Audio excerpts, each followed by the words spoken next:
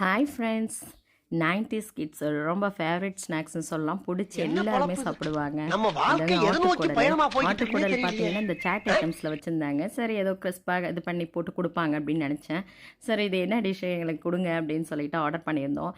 அதை பார்த்தீங்கன்னா அதை கிராக் பண்ணிவிட்டு அதில் வந்து வெங்காயம், கேரட்டு, சாலட் மாதிரி எல்லாமே நட்ஸு, கடலை எல்லாம் போட்டு அதில் ப்ரிப்பேர் பண்ணிடுறாங்க. நீங்கள் வீட்டில் குழந்தைங்களுக்கு இந்த மாதிரி கொடுக்கலாம். ரொம்ப சூப்பராக இருக்குது. ப்ளைனாக வாங்கி கொடுக்குறத விட இந்த மாதிரி நம்ம ட்ரை பண்ணி கொடுக்கலாம்.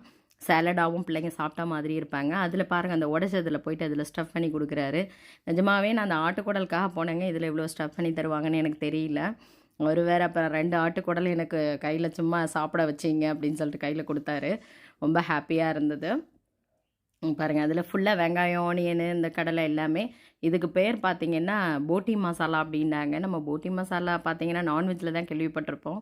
பட் இதில் பேரே போட்டி மசாலா அப்படின்னு சொல்லியிருந்தாங்க. ஓகே ஃப்ரெண்ட்ஸ், பிடிச்சிருந்தா லைக் பண்ணுங்கள். கண்டிப்பாக உங்கள் குழந்தைங்களும் செஞ்சு காமிங்க.